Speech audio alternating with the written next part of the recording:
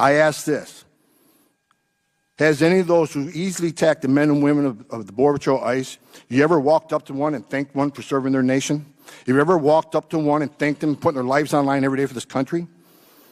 Have you ever attended the honor burial of a Border Patrol agent or ICE agent that died during their job, died for this country? Have you ever had to console a small child or a spouse of a fallen officer?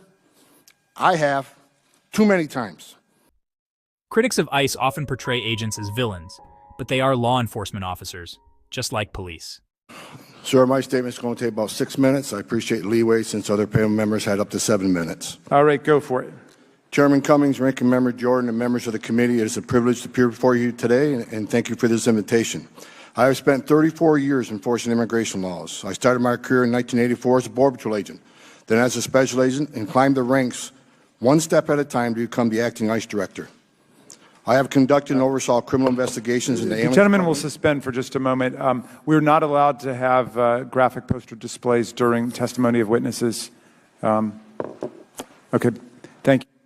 I have conducted and oversaw criminal investigations into alien smuggling, human trafficking, immigration fraud, narcotics trafficking, gun trafficking, and human trafficking, child predator crimes, and other customs-related offenses.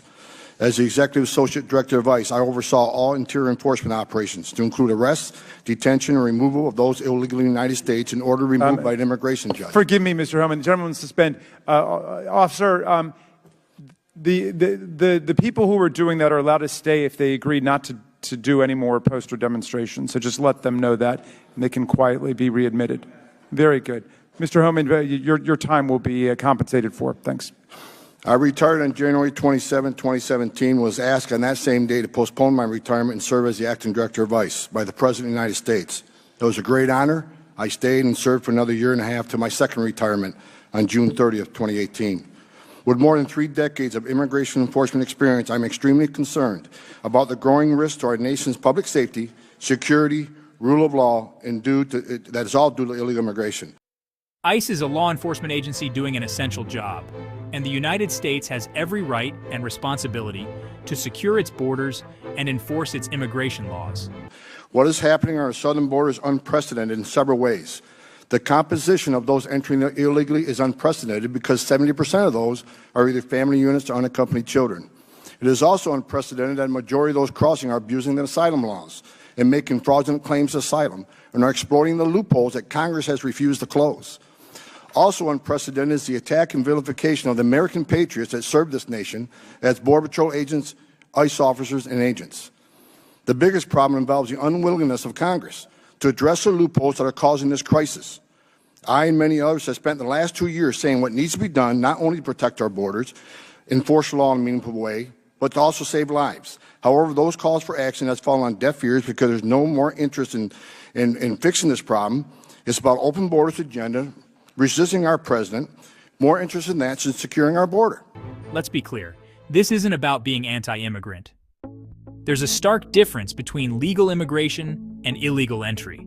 Confusing the two does a disservice to the millions who followed the rules and waited their turn. This should not be a partisan issue.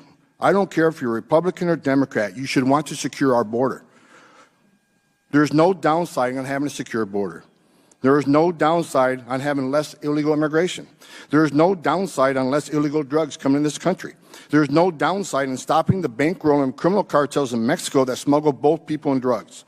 After all, Border Patrol and ICE are merely enforcing the laws enacted by Congress.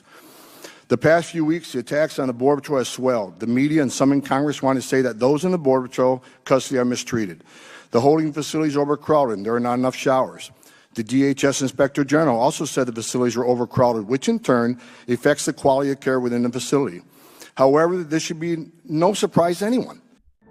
It's not just about removing individuals who cross the border illegally. ICE also investigates human trafficking, child exploitation, drug smuggling, and visa fraud. Border Patrol leadership and acting DHS Secretary McAleenan have been warning Congress for months that this system is overwhelmed and that more funds are needed so these people can be moved quickly to a more appropriate facility designed for them. The same people that vilify the Border Patrol for detention conditions are the same people that refuse to answer their call for help until it's too late. I find it disheartening that no one here I've heard today, wants to talk about the 4,000 lives that the Border Patrol saved last year. Over 4,000 people that were found by Border Patrol agents in dire straits that may have perished if it wasn't for the heroic efforts of these agents. No one talks about how these men and women bring toys from their home and their own children to these facilities so the migrant children will have something to play with. No one talks about the sicknesses of these migrants and how these agents take that sickness home to their own families because of that exposure. No one wants to talk about how these agents have to go through TB screening constantly because they've been exposed to that serious illness. Look no further than the rising fentanyl crisis, much of which is driven by drugs smuggled across our southern border. Last year, ICE took enough fentanyl off the streets to kill every single American twice. No one wants to talk about how these men and women who care for these children that cross illegally into this country, I'm talking about unaccompanied alien children now, cross into this country in the hands of criminal organizations that were abandoned by their own families. No one wants to talk about that. No one wants to talk about how these Border Patrol agent mom and dads console these children, and it's disgraceful. Finally, I want to address the unprecedented attack and vilification on men and women of ICE and the Border Patrol. These men and women who chose a life of service to this nation deserve better, not only from the media, from those here in this committee and other members of Congress. These men and women who chose a life of service deserve more. These men and women are working in extremely difficult environments and dealing with an extraordinary influx of vulnerable people. These men and women, ICE agents, risk their lives every day. They're not in it for glory. They're not in it for power. They are doing the best they can under the circumstances. As a 34-year veteran of law enforcement, it is shocking to see the constant attacks against those that leave the safety and security of their homes every day, put on a Kevlar vest and put a gun on their hip and risk their own safety to defend this nation.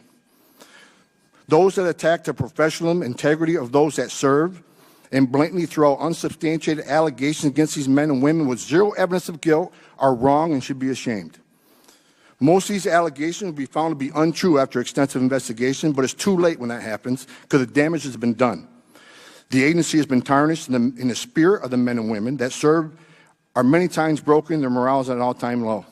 He's right. Don't demonize law enforcement for doing their jobs.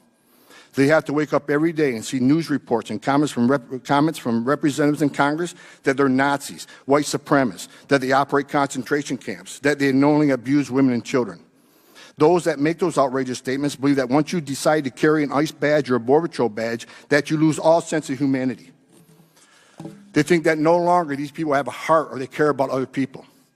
ICE agents and Border Patrol agents are mom and dads too. They have children. What they see every day in this unprecedented surge of children and families affects them deeply and emotionally. It is something they're going to deal with every day and will stay with them the rest of their lives. Over half of Border Patrol agents are of Latin descent. And to say that they abuse those from Central America with no evidence of abuse is just plain wrong and insulting to those that have to endure this crisis each and every day. The real problem is a broken immigration system that honestly incentivizes illegal entry. I ask this. Has any of those who easily attack the men and women of the Border Patrol ICE, you ever walked up to one and thanked one for serving their nation? Have you ever walked up to one and thanked them for putting their lives on the line every day for this country? Have you ever attended the honor burial of a Border Patrol agent or ICE agent that died during their job, died for this country? Have you ever had to console a small child or a spouse of a fallen officer? I have, too many times. Supporting ICE means supporting the rule of law. It means respecting the people who enforce our immigration system. Have any of these people want to attack the Border Patrol and ICE? Have you ever walked the walls of the National Law Enforcement Memorial just down the street and see 21,000 names of men and women that made the ultimate sacrifice for this country, which includes hundreds of Border Patrol agents and ICE agents and their legacy agencies? These agents deserve better from the representatives of Congress. With that, I'll be available for questions. Supporting ICE means acknowledging that sovereignty really matters. A nation that cannot control who enters its borders is a nation in decline. We need compassionate, orderly, and lawful immigration, not open borders and not political theater. I'm standing with Homan. I'm standing with ICE. And I'm standing with every American who's sick of watching our institutions be dismantled by people who, honestly, hate this country's foundation. Thanks for watching. Go ahead and hit that like button, subscribe, and share this video.